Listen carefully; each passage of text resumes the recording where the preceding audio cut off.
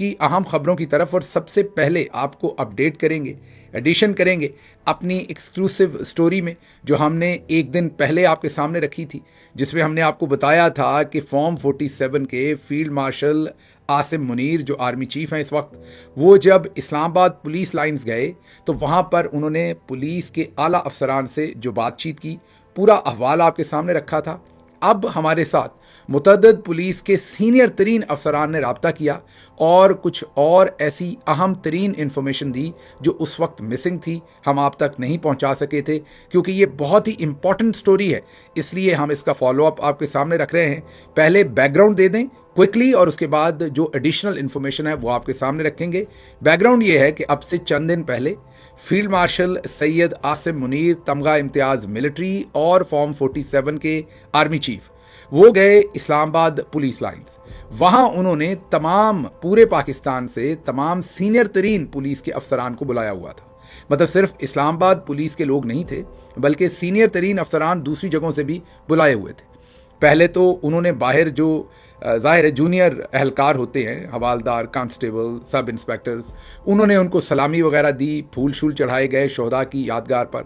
उसके बाद उन्होंने अफसरान को एक मीटिंग हॉल में, कॉन्फ्रेंस हॉल में खिताब किया, उनके सवालात के जवाबात भी दिए।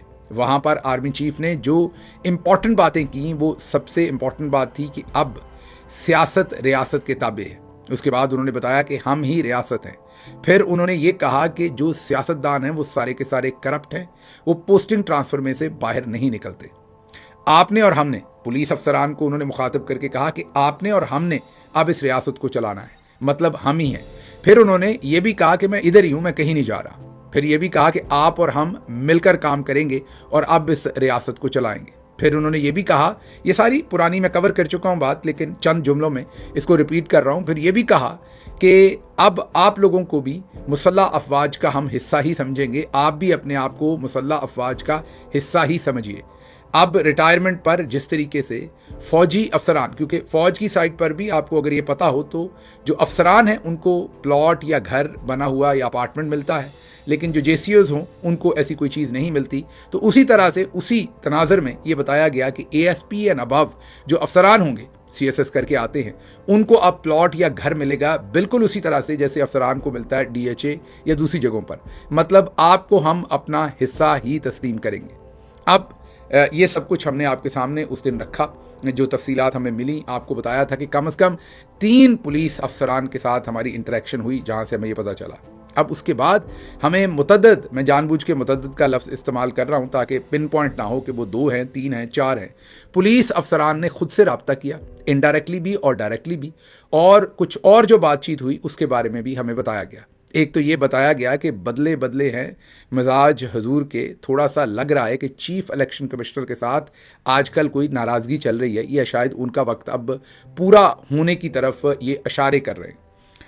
वो इसलिए अंदाज़ा लगाया जा सकता है कि उनके एक भाई जिनका नाम वसाल फ़खर सुल्तान है, जो पुलिस में आला अफसर हैं, उन्होंने इसी मीटिंग के अंदर आर्मी चीफ से एक सवाल किया।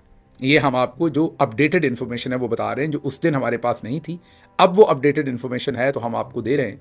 उन्होंने खड़े होकर ये सवाल पूछा, क्योंकि जब आर्मी चीफ ने ये कहा कि ये जो सियासतदान हैं ये सारे करप्ट हैं और ये पोस्टिंग ट्रांसफ़र से ऊपर नहीं जाते, तो विसाल फ़खर सुल्तान साहब को लगा कि हो सकता है मैं अपनी बात कहूँ तो सुनी जाए, क्योंकि मेरे साथ भी कोई ज़्यादती हुई, उनको ये लगा। तो उन्होंने अपनी बात सामने रखी आर्मी चीफ के। उन्होंने बताया कि 4 ऐसे मौके हुए जहां पर उनके जूनियर अफसरान को उनके ऊपर लगा दिया गया या उनसे सीनियर ओहदे पर लगा दिया गया, तो उन्हें वहां से अपनी ट्रांसफ़र करवानी पड़ी। मसलन किसी जगह पर इनका जो जूनियर पुलिस ऑफिसर था उनको इनका बॉस लगा दिया गया, इंचार्ज लगा दिया गया।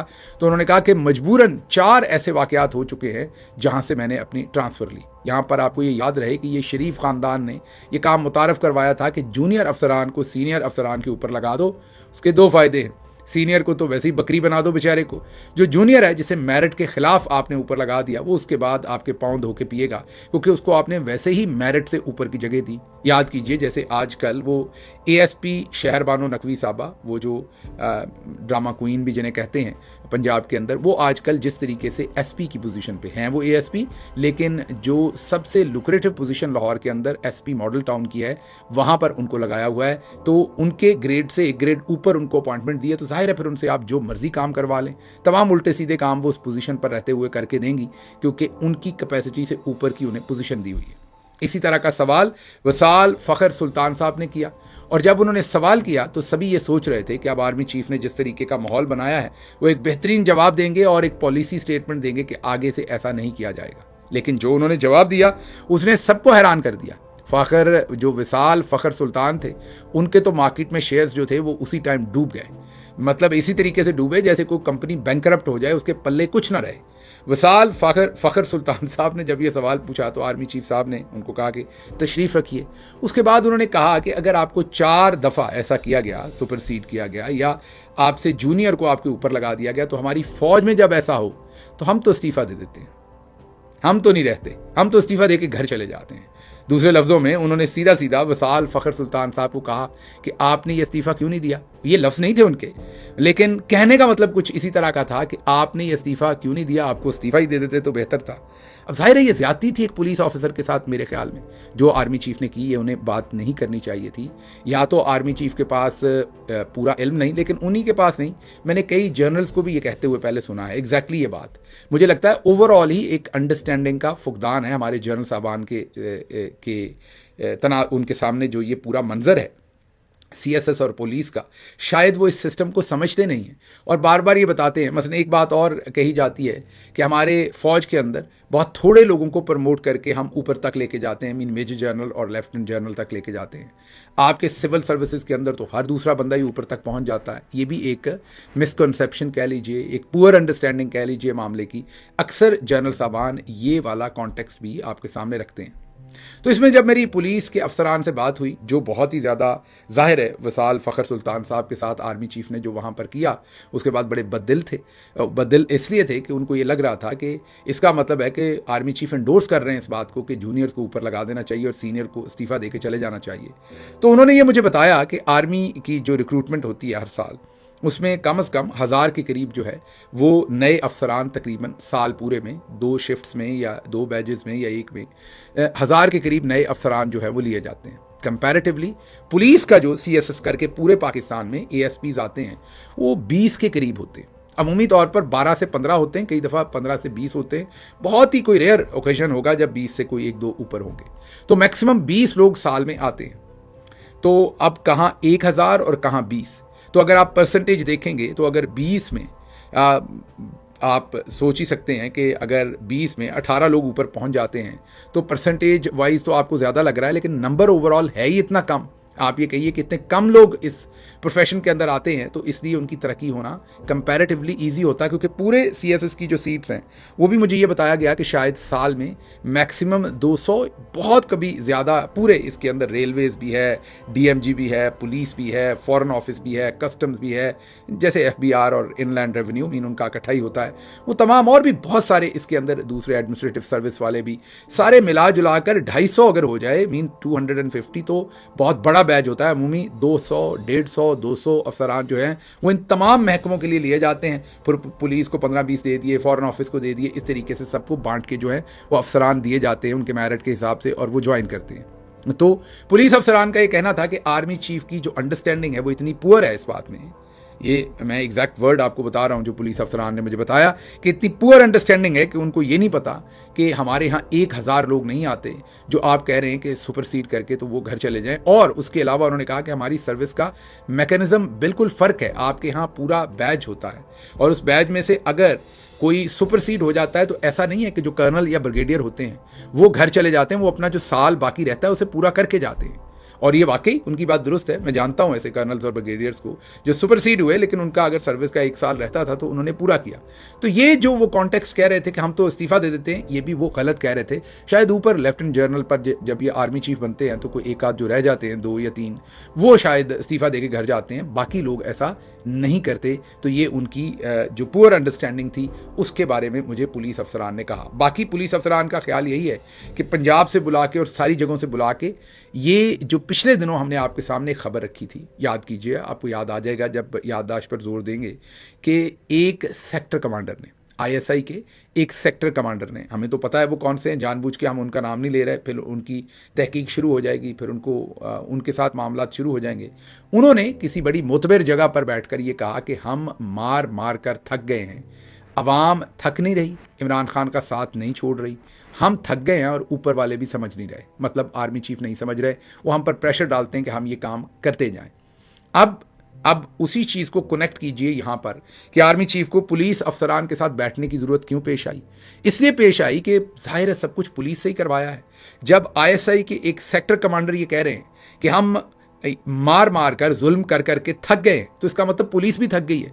तो पुलिस को ताज़ा दम करने के लिए, उन्हें प्लॉटों श्लॉटों का टीका लगाने के लिए, इसीलिए आप देखते हैं ना कि हमारे बहुत सारे रिटायर्ड अफसरान जो हैं वो भी नहीं बोलते, फौज से हों या दूसरी जगहों से। वजह क्या है? प्लॉट है, जाहिर है जो पर्क्स हैं। अदरवाइज ऐसा थोड़ी है कि उनको ये बुरा नहीं लग रहा है जो कुछ भी हो रहा है। जब वो पर्सनली हमसे बात करते हैं तो उनको बहुत बुरा लगता है। अब सभी ऐसे नहीं है, कईयों की और मजबूरियां भी हैं, जाहिर है, लेकिन मैं ये नहीं कह रहा कि सभी किसी प्लॉट या सिर्फ और सिर्फ जो है वो पेंशन या दूसरी मुराद की वजह से ही, और मजबूरियां भी हैं लोगों की, लेकिन ज़्यादातर लोग अपनी इन मजबूरियों की वजह से खामोश हैं। अब वही बेड़ियां जो हैं वो पुलिस अफसरान के पाँव में भी आर्मी चीफ ने डाल दी हैं या डालने की कोशिश की है कि आओ हमारे साथ चलो, हम फेंटा लगाने निकले हैं, आओ हमारे साथ चलो। तो अब वो जो पुलिस थक गई है उसको ताज़ा दम करने की कोशिश की जा रही है कि आपसे मैंने मजीद जुल्म करवाना है। तो ये अपडेटेड थी कुछ इन्फॉर्मेशन जो आपके सामने हमने रखनी थी। अब ज़रा अगली खबर की तरफ बढ़ते हैं, क्योंकि वो भी एक्सक्लूसिव खबर है हमारे पास जो आपके सामने रखते हैं। वो आज की एक्सक्लूसिव स्टोरी है, और वो स्टोरी ये है कि मरियम नवाज साहबा को एक जोड़ दिया गया इलेक्शन कमीशन ऑफ पाकिस्तान की तरफ से, राइटली सो, क्योंकि इलेक्शन कमीशन की ये जिम्मेदारी है कि उन्होंने वक्त पर इलेक्शन करवाना है। अब जो लोकल गवर्नमेंट का इलेक्शन है वो पिछले 3-4 साल से ये गवर्नमेंट बार बार उससे भाग रही है, लोकल गवर्नमेंट के इलेक्शन नहीं करवा रही। कई दफ़ा कवानीन बनाए बदले, लेकिन उसके बावजूद इलेक्शन नहीं करवाते। जब इलेक्शन करवाने का प्रेशर आता है तो उस वक्त ये नए कवानीन बनाना शुरू कर देते हैं। जैसे ही प्रेशर जाता है तो फिर उस चीज़ को दाखिल दफ्तर कर देते हैं। दोबारा इलेक्शन कमीशन प्रेशर डालता है, दोबारा नए कवानीन बनाना शुरू कर देते हैं। तो अब इलेक्शन कमीशन ऑफ पाकिस्तान ने 3 दिन या 4 दिन पहले की हेडलाइन थी कि इलेक्शन कमीशन ऑफ पाकिस्तान ने ये कहा कि हमें एग्जैक्टली बताएं कब इलेक्शन करवाना है। ऐसा ना हो कि हम चीफ मिनिस्टर पंजाब को फिर बुलाकर यहाँ बिठा लें इलेक्शन कमीशन में, मीन उनसे सवाल जवाब करें। तो उसके बाद मरियम नवाज साहबा ने एक एमरजेंसी में मीटिंग कॉल की। मीटिंग कोई बड़ी नहीं थी, मीटिंग इस तरह की थी कि जिसमें वो इंडिविजुअल एमपीएस को कुछ को मिली। को बहुत लंबा चौड़ा नंबर नहीं था एमपीएस का, लेकिन थोड़े नंबर्स में उन्होंने एमपीएस को बुलाया और उनसे मुलाकातें की।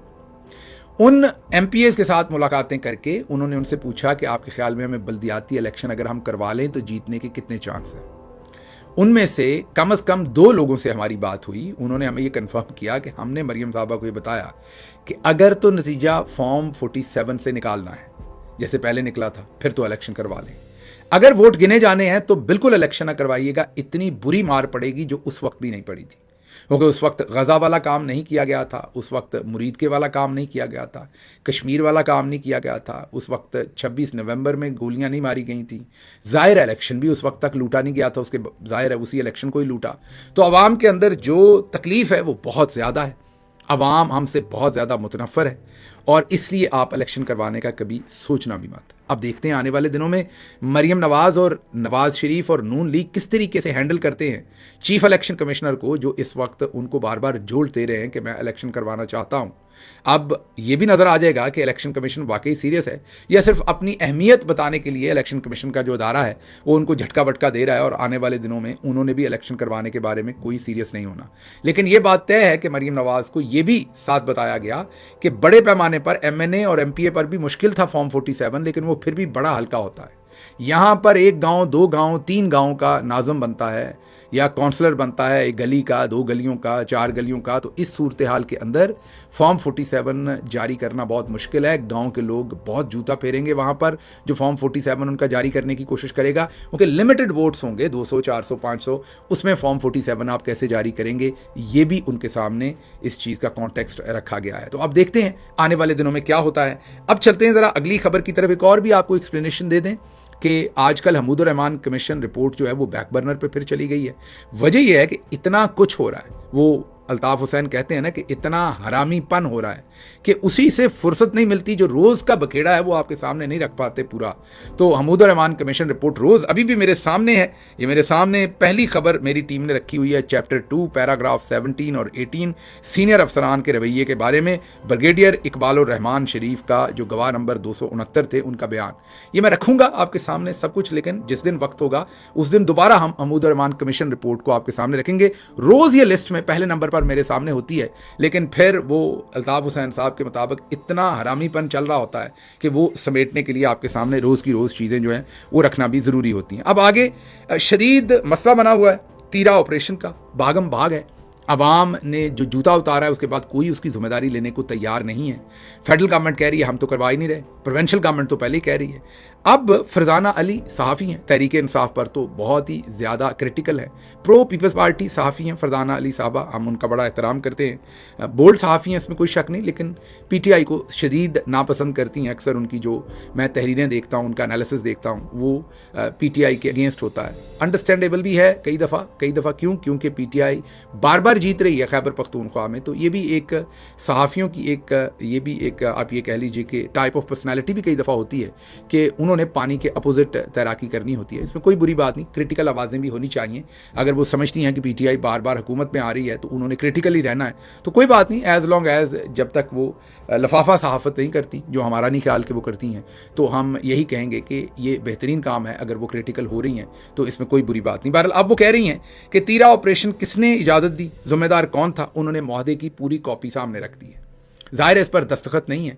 उनसे किसी ने पूछा कि दस्तखत वाली कॉपी आपने क्यों नहीं सामने रखी, तो उन्होंने कहा कि मुझे क्यों मरवाना है, दस्तखत वाली कॉपी भी मेरे पास है लेकिन वो सामने नहीं रखूंगी।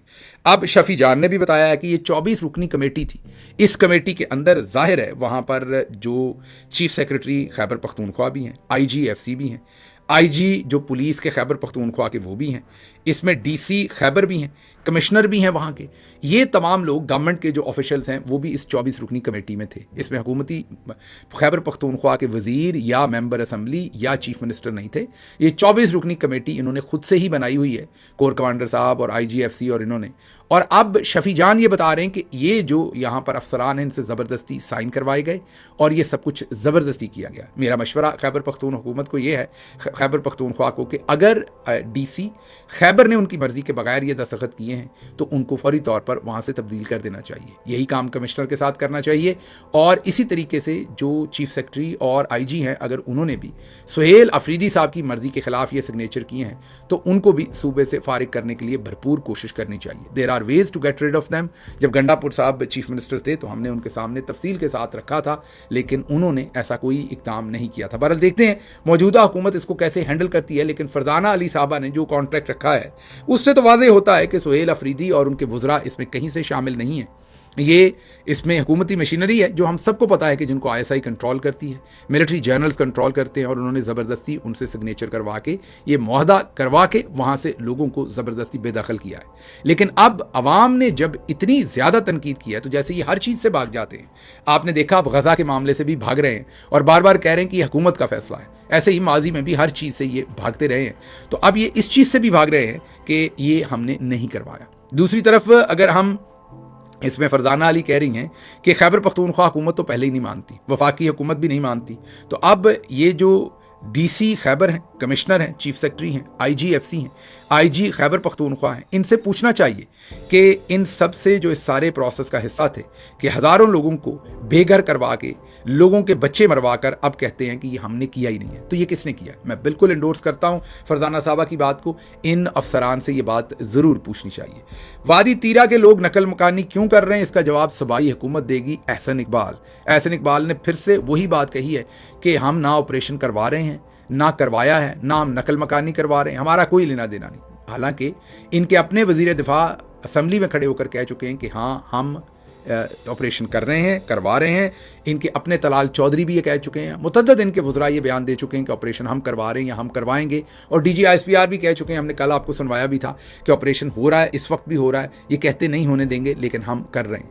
तो अब हुकूमती पोजीशन ये है। दूसरी तरफ जो जनरल साहबान हैं, उन्होंने एक दफ़ा फिर, जैसे हमने आपको कहा कि जब अवाम की तरफ से क्रिटिसिज्म आया तो पसपा हो गए और उन्होंने कहा ये हम नहीं करवा रहे, और अवाम की पुरजोर जो फरमाइश थी उस पर हम ये ऑपरेशन करवा रहे हैं। अब वो अवाम नज़र नहीं आती, कौन सी अवाम है?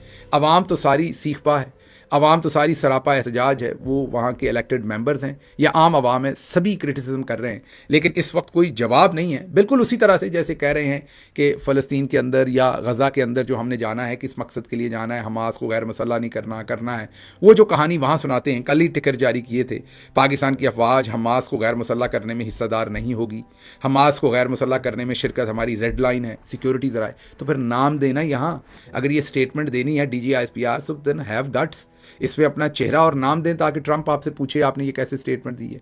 यहाँ सिक्योरिटी ज़राए से कह रहे हैं कि हमारी रेड लाइन है। अगर ये वाकई आपकी रेड लाइन है तो नाम देना, अपना चेहरा दें। ये आपने ज़्यादा से ज़्यादा बेचारे सागडार से स्टेटमेंट दिलवा दी, अभी तक आपके मुंह से चूं नहीं निकली DG साहब इस चीज़ के ऊपर। आप बोलते ही नहीं, आप ऑफ द रिकॉर्ड लोगों को ये बातें बताते हैं, आप अपनी स्टेटमेंट क्यों नहीं जारी करते वीडियो के साथ, अंग्रेज़ी में, वो भी उर्दू में तो आप 58 भी नहीं कह पाते, 58 कहते हैं, चले अंग्रेज़ी तो कुछ ना कुछ बोल ही लेंगे। उसमें स्टेटमेंट क्यों नहीं जारी करते कि आपकी रेड लाइन है हमास का ये सब कुछ करना? वो आपको पता है कि ट्रंप कान खींचेगा, ये काम नहीं करना। तो बहरहाल अब वहाँ पर पाकिस्तान के अंदर अवाम को बेवकूफ़ बनाने के लिए जैसे उस चीज़ से फ़रार कर रहे हैं हम। अब अमेरिका भी सच्चा है, अक्सर वो कहते हैं कि आप डबल गेम खेलते हैं, आप हमसे झूठ बोलते हैं, आप हमें कहते कुछ हैं करते कुछ हैं, और वो ये भी कहते हैं कि डू मोर, फिर वो इसीलिए कहते हैं कि आप हमें हमेशा हमारे साथ मुनाफकत करते हैं।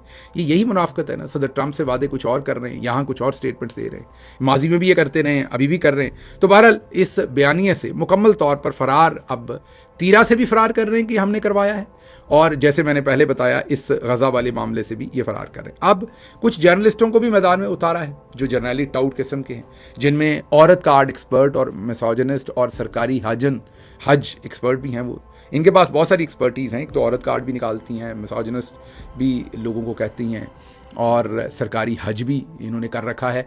तो आसमा शराजी साहबा की हम बात कर रहे हैं, वो अब मैदान में आई हैं जर्नल्स को प्रोटेक्ट करने के लिए। और हमने आपको कल ही कहा था कि अगर इन्हें कमांडर बना दिया जाए तो ये इनसे भले ईरान में भी हमला करवा लें, ये कर देंगी। वो अब कह रही हैं कि इसराइल की सरहदों की हिफाजत के लिए पाकिस्तानी फ़ौज भेजे जाने पर पाकिस्तान ट्रंप को नाराज़ नहीं कर सकता। अगर पाकिस्तान ट्रंप को नाराज़ करेगा तो वो पाकिस्तान पर टैरिफ लगा देगा, और पाकिस्तान की मईशत की जो हालत है इसका तो आपको पता ही है। वैसे भी ट्रंप के दौर में पाकिस्तान के सिर्फ 3 साल ही हैं। वैसे भी ट्रंप के दौर के हुकूमत के, पाकिस्तान कह दिया मैंने, ट्रंप का जो दौरे हुकूमत है उसके सिर्फ 3 साल ही हैं। ट्रंप के जाने के बाद फिर देख लिया जाएगा क्या होगा, मतलब मुनाफकत। वो कह रही हैं कि हम तो मुनाफकत कर रहे हैं, ट्रंप चला जाएगा फिर देखेंगे क्या होगा। इसके अलावा हमें IMF को भी देखना होगा, क्योंकि वो भी अमेरिका के ही मरहून मिन्नत है। अगर IMF कर्जा नहीं देता तो हमारी मईशत जो है वो नहीं चल सकेगी। ये वही आसमा शराजी हैं जो अभी थोड़ी देर पहले ये सारे लोग मिल मिला के SIFC, $100 अरब की इन्वेस्टमेंट, ग्रीन इनिशिएटिव, याद कीजिए स्टॉक एक्सचेंज ऊपर चलेगी, पाकिस्तान ने उड़ान भर ली, मईशत स्टेबल हो गई। अभी मईशत स्टेबल थी, अभी एकदम से कह रहे हैं कि अगर अभी फोर्स ना भेजी तो फिर सदर ट्रंप नाराज़ हो जाएंगे, तो हमारी जो मईशत है वो तो इस वक्त वेंटिलेटर पे है, तो हम क्या करेंगे। ज़रा आप इनके जैसे जर्नल्स अपनी पोजीशन चेंज करते हैं, ऐसे ही जर्नली टाउट भी अपनी पोजीशन फ़ौरन चेंज करते हैं। जियो ने और आगे एक्सप्रेस न्यूज़ ने। हमारा तासर यही है कि उसी तरह का वो न्यूज़ पैकेज रन किया जैसा हमने आपसे चंद दिन पहले आपको दिखाया था कि मिलिट्री जो DGISPR का इदारा है वो पूरे पैकेजेस बना के मीडिया को देता है कि ये रन करें। उसी तरह का उन्होंने किया कि ट्रंप कल को मसला कश्मीर को बोर्ड ऑफ पीस में ला सकता है, भारत को खदशा। अब कश्मीर को इस्तेमाल किया जा रहा है, मतलब कि हम बोर्ड पर चले गए, अच्छा किया, भारत नहीं आ रहा, और हम वहाँ होंगे तो कश्मीर का हम दिफा कर लेंगे, और हो सकता है कि बोर्ड ऑफ पीस पर ट्रंप कश्मीर को भी ले आए। वाह माशाल्लाह, ये कौम को कितना बड़ा चीज़ समझते हैं। मैं इसके ऊपर क्या तज्जिया करूँ। एक इनका चीफ आता है, वो कहता है भारत का नाम ही नहीं लेना, उसके साथ कोई बात ही नहीं करनी, हमारे टैंकों में तेल ही नहीं है। अगला आता है तो वो फितनतुल हिंदुस्तान हमें बताता है। मैं वैसे हैरान हूँ कि इस पर कल बात करेंगे। मैं इस पर बात करना चाहता हूँ, तफसील के साथ करना चाहता हूँ, लेकिन कल बात करेंगे कि आने वाले दिनों में हिंदुस्तान के साथ ये क्या करने जा रहे हैं। क्या उधर भी हम भाई भाई खेलने वाले हैं, वो भी आपके सामने तफसील से रखूँगा कि क्या माधुरी हमारी फुफो की बेटी निकलने वाली हैं या मासी की बेटी। और हो सकता है कि जैसे आजकल शायद अफरीदी डिफरेंट जगहों पर हमारे नारे मारता फिर रहा है, कल को सनी देओल मारता फिर रहा हो या कोई और मारता फिर रहा हो। आने वाले दिनों में ऐसे मामला भी हो सकते हैं, तो उस पर भी बात करेंगे। लेकिन ये जियो से ये एक चलवाया गया है। उसके बाद आप जो मर्जी कर लें, अवाम मानने के लिए तैयार नहीं। इमरान खान को आप जो मर्जी कर लें, जो भी इल्ज़ाम लगा लें, अवाम उनके साथ है और कह रही है कि हमारे इमरान खान को बाहर निकालें। ये नजम सेठी का तज्जिया है। आगे सुनिएगा। इमरान खान के दौरे हुकूमत में सहाफ़ियों से होने वाली नाइंसाफ़ियों का इल्ज़ाम तहरीक इंसाफ पर आता है, लेकिन आज ये सारा इल्ज़ाम इस्टेब्लिशमेंट पर है। ये सवाल पूछा गया सुहेल वड़ाइच साहब से, उन्होंने जवाब क्या दिया, सुनिए। तहरीक इंसाफ ने अपने दौर में जो कुछ किया, साफियों को भी आपको पता है मतीउल्लाह जान के साथ क्या हुआ, सारा आलम के साथ क्या हुआ, वही चीजें अगर आज हो रही हैं तो आज तब भी गलत थी, अब भी गलत है। लेकिन आज एस्टेब्लिशमेंट पर इसका इल्जाम लगता है सर। उस वक्त अगर इमरान खान पे लगता था, आज एस्टेब्लिशमेंट पर लगता है। हाँ, तो आप जाके एस्टेब्लिशमेंट को पकड़े ना, लड़े ना इमरान खान एस्टेब्लिशमेंट से। लड़ तो रहा है, लड़ रहा है तो आज जेल में बैठा है, होगा नहीं है। हाँ, तो आप जाके एस्टेब्लिशमेंट को पकड़े ना, लड़े ना इमरान खान एस्टेब्लिशमेंट से। लड़ तो रहा है तो आज जेल में बैठा है, होगा नहीं है। सुना आपने, आपको यकीन नहीं आया होगा कानों पर और आंखों पर भी, जिस तरीके से सुहेल वड़ाइच साहब ने। मैं हैरान हूँ इस पर। अब हमसे बड़े हैं, क्या कहें। सख्त लफ्ज़ कहते हैं तो वो बुरा मान जाते हैं, लेकिन करतूतें अपनी ठीक नहीं करते। वो आज भी इमरान खान को कह रहे हैं कि लड़े ना इस्टेब्लिशमेंट के साथ। उनको इतनी तौफीक नहीं हुई ये कहने की कि हाँ उस वक्त भी ये काम इस्टेब्लिशमेंट करती थी। चले, आप जर्नल्स नहीं कह सकते, ISI नहीं कह सकते, इस्टेब्लिशमेंट ही कह दें। माशाल्लाह कैमरे में भी आप कितने फले फूले हुए हैं। इस फलने फूलने का कुछ ही लिहाज करें, कुछ तो बोलें। और अगर नहीं बोल सकते तो फिर इंटरव्यूज़ क्यों देते हैं? फिर चुप रहें, घर बैठे। अगर नहीं है इतनी आपके अंदर वो मंसूर अली खान की तरह, अगर आपकी सहाफ़त भी डंके की चोट पर विधवा हो चुकी है तो फिर खामोश रहें। आप उनकी एडोसिटी देखें कि वो इस वक्त भी कह रहे हैं खातून एंकर को कि लड़े ना इमरान खान। मतलब कि उसके एंकर का सवाल ये था कि तब भी मिलिट्री इस्टेब्लिशमेंट करती थी, आज भी कर रही है। तब हम इमरान खान को जिम्मेदार बनाते थे, आज मिलिट्री इस्टेब्लिशमेंट को। आज तो नवाज शरीफ को और आप लोग सारे सहाफ़ी जो हैं वो मरियम को इसका जुम्मा नहीं देते आज इस्टेब्लिशमेंट को, तो तब क्यों नहीं देते थे? तो बजाय इसके ये कहने की कि हाँ हमें देना चाहिए था या हमसे गलती हुई या खामोशी रह जाते, वो कहते लड़े ना इमरान खान जाके इस्टेब्लिशमेंट से। तो और क्या कर रहा है इमरान खान? लड़ नहीं रहा अभी। और किस तरीके से लड़ते हैं? आपकी तरह लड़ते हैं। आप अनाज के साथ लड़ते हैं और उसके असरात जो हैं वो पूरी कौम को नज़र आ रहे हैं। मैं हैरान हूँ जब ये बातें करते हैं और फिर गुस्सा करते हैं जब इनके ऊपर तनकीद करें। ये इस मुल्क में ये क्या हरामीपन हो रहा है? इसे हरामीपन ना कहा जाएगा तो हलालीपन कहा जाएगा इसको। मुझे यहाँ से इजाज़त दीजिए। अल्लाह आपका हामी और नासिर हो। पाकिस्तान